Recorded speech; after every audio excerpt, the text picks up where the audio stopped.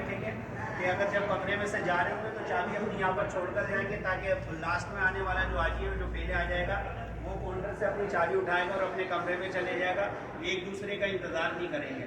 کمروں کے اندر کارپیٹ وغیرہ استری وغیرہ اس طرح کی چیزیں استعمال نہیں کریں گے، کارپیٹ پر استری وغیرہ استعمال نہیں کریں گے کہ کسی بھی قسم کا کوئی نقصان ہوگا تو یہ آپ کا ادارہ ہے، ہوٹل والے اگر کوئی جرمانہ کریں گے تو آپ کے اوپر کریں گے۔ چابی گھومنے کی صورت میں کسی بھی صورت میں آپ ذمہ دار ہیں، یہ آپ نے ہی مسئلے کو حل کرنا ہے اس کے نا، ٹھیک ہے۔ دوسری بات یہ کہ اب آپ جا کر اپنے کمروں میں آرام کریں گے۔ اگر آپ کو لگتا ہے کہ آپ کی فیملی بہت زیادہ تھکی ہوئی ہے تو آرام کریں، کھانا وغیرہ کھا لیں، فریش ہو جائیں، تازہ وضو کر لیں اور عمرے کے لیے چلے جائیں۔ اور اگر آپ کو لگتا ہے کہ بہت زیادہ تھکن ہے، آپ نے آرام کرنا ہے تو آرام کریں، ضروری نہیں ہے کہ آپ حرم میں آ گئے، ادھر ہوٹل میں آ گئے تو فوراً عمرہ کرنے کے لیے جانا ہے آپ نے، ٹھیک ہے۔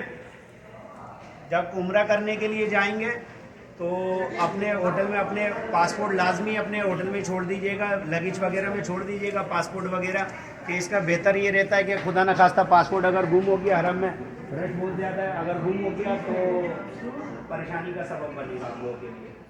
اب جب حرم میں جانا ہے تازہ وضو کر کے ہوٹل سے وضو کر کے جائیں گے، یہ بھی سوچیں گے کہ حرم میں جا کر وضو کرنا ہے، ہوٹل سے وضو کر کر جائیں گے۔ فوٹو کاپی کی صورت میں جو کاغذات ہیں آپ کے پاس یہ رہیں گے، ٹھیک ہے۔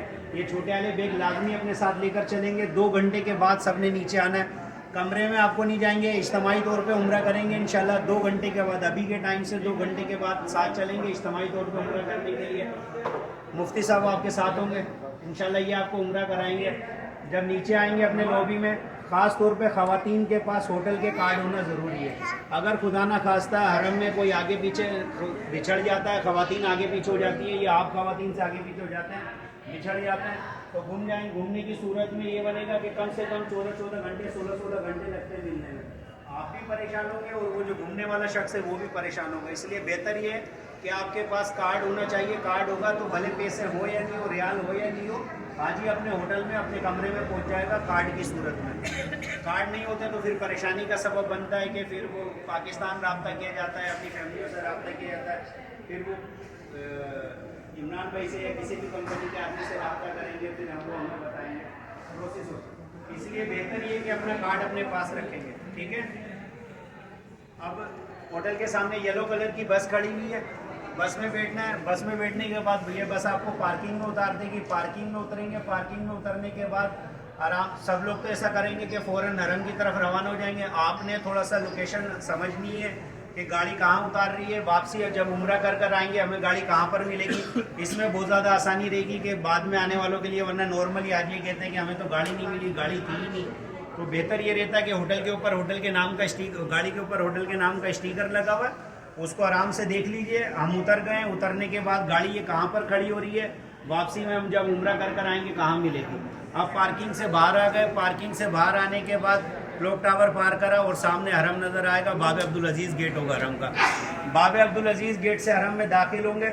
اگر مقام، ہاں امام صاحب ساتھ ہوں گے، یہ اس صورت کی بات ہے اگر امام صاحب اگر آپ نیچے نہیں آئے اور آگے پیچھے کر گئے، اسی پروسیس سے کریں گے جو ابھی اپن ڈسکس کریں گے۔ 2 رکعت آیت المسجد ادا کرنی ہے۔ 2 رکعت آیت المسجد ادا کرنے کے بعد باب عبدالعزیز سے حرم میں داخل ہوں گے۔